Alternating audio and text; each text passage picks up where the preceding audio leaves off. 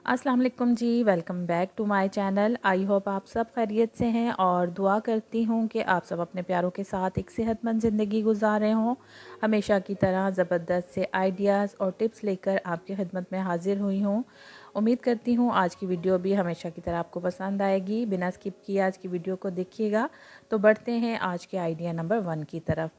आपने भी नोटिस किया होगा कि सम टाइम्स हम भिंडी लाकर अगर बाहर रख दें, फ्रिज में ना रखें और वो उसी तरह पड़ी रहे तो कुछ ही देर तक वो इस तरह से मुरझा जाती है, बिल्कुल ही डल सी हो जाती है और सूखी सूखी सी हो जाती है। तो हम इस अपनी मुरझाई हुई भिंडी को किस तरह से दोबारा इस्तेमाल के काबिल बनाएंगे, ये आज आपके साथ मैं शेयर करूंगी। ये भिंडी मैंने जानबूझकर 2 दिन तक बाहर रखी थी, फ्रिज में नहीं रखी, ताकि मैं आपके साथ इस टिप को शेयर कर सकूं। तो इसके लिए एक बाउल ले लिया है मैंने, उसमें पानी डाला है खुला और बर्फ़ के कुछ टुकड़े डाल दिए हैं।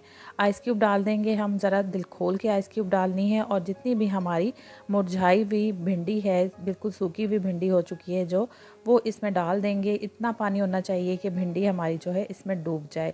और आइस क्यूब भी हमने थोड़ी सी ज़्यादा डालनी है। अब इतनी देर आप अपने कुछ काम निपटा लें, 15 से 20 मिनट या आप आधा घंटा भी इसको छोड़ दें, तो उसके बाद आप देखिएगा कि आपकी भिंडी बिल्कुल एकदम से फ्रेश हो जाएगी।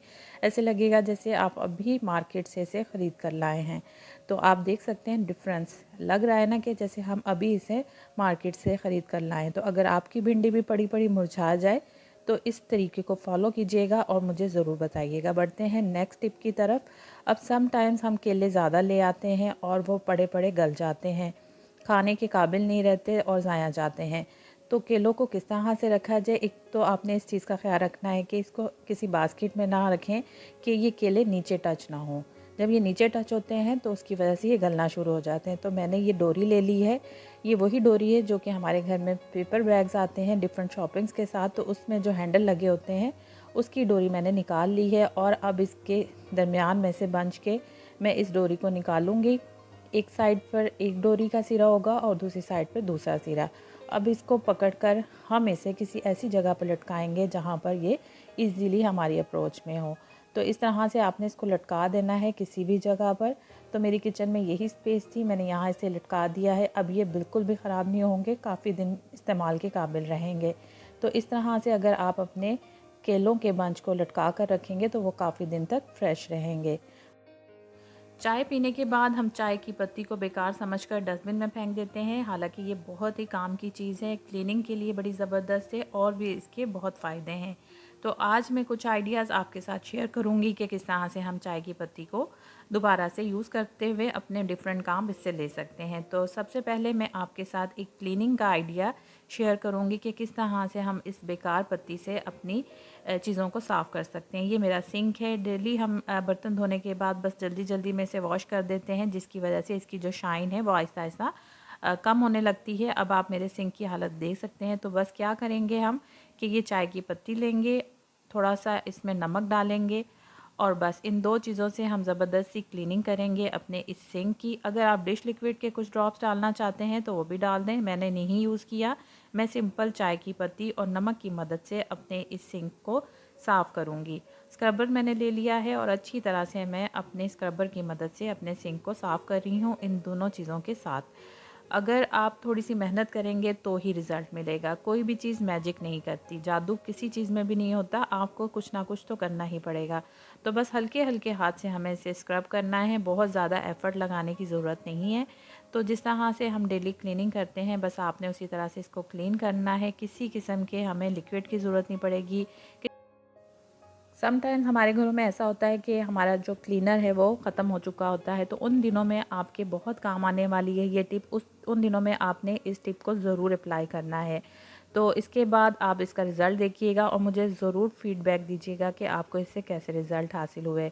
तो इस हमारे सिंक को हफ़्ते में 2 दफ़ा हमें लाजमन डीप क्लीन करना चाहिए, इसलिए कि इसकी जो डीप क्लीनिंग है वो हम डेली नहीं कर सकते।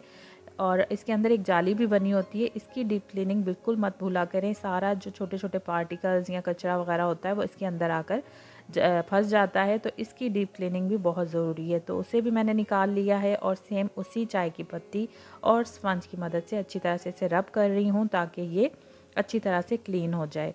तो इसको वॉश करने के बाद मैं आपको दिखाती हूँ कि किस तरह से एकदम से ये शाइन करने लग जाएगी और साफ़ सुथरी हो जाएगी।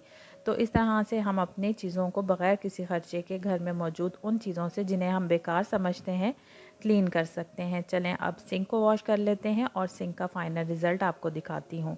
तो इसको मैं अच्छी तरह से वॉश करने के बाद किसी कपड़े से ड्राई कर लूँगी और अब ये है इसका फ़ाइनल रिज़ल्ट। चाय की पत्ती से इसकी जो खोई हुई चमक थी वो वापस आ चुकी है।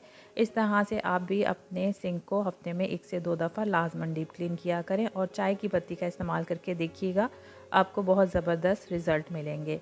सेम इसी तरह से हमारे घर में कुछ कांच के बर्तन भी होते हैं जिनकी चमक जो है वो ख़त्म हो जाती है आहिस्ता आहिस्ता, डलनेस आ चुकी होती है इनके ऊपर। तो इन बर्तनों को भी हम चाय की पत्ती की मदद से बिल्कुल नए जैसा कर सकते हैं। आप हैरान रह जाएंगे कि चाय की पत्ती जो है वो एकदम से कमाल कर देगी जब आप अपने कांच के बर्तनों को चाय की पत्ती से वॉश करेंगे। तो अच्छी तरह से इसको स्क्रब किया है मैंने सिंपल स्पंज की मदद से और चाय की पत्ती से इस मग को।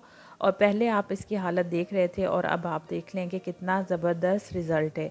तो इस तरह से आपके पास अगर कांच की प्लेटें हैं, बाउल्स हैं या मग्स हैं तो आप उनको चाय की पत्ती से दोबारा से चमकदार बना सकते हैं। अब नेक्स्ट ये है कि चाय की पत्ती को हम लेंगे और इसको अच्छी तरह से वॉश कर लेंगे।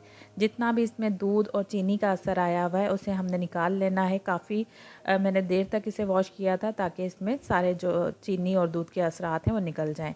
अब ये बिल्कुल साफ़ सुथरी हो चुकी है। इसे मैंने एक प्लेट में डालकर फैला लिया है। आप इसे ड्राई भी कर सकते हैं बिल्कुल, और इसका यूज़ हम करेंगे अपने पौधों में खाद के तौर पर। मैंने उसी वक्त अच्छी तरह से वॉश करने के बाद इसे प्लांट्स में डाल दिया है और ये हमारे पौधों के लिए बहुत ज़बरदस्त खाद है। इससे आप अपने प्लांट्स की ग्रोथ देखिएगा। जब आप इसका यूज़ करेंगे तो कुछ ही अरसे में आपके प्लांट की ग्रोथ ज़बरदस्त चेंज आएगा।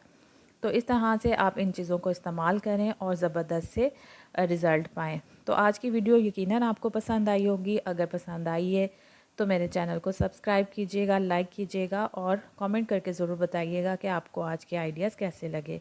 मिलूँगी नेक्स्ट वीडियो में ज़बरदस्त से आइडियाज़ के साथ। अपना और अपने प्यारों का ख्याल रखिएगा, दुआ में याद रखिएगा। अल्लाह हाफ़िज़।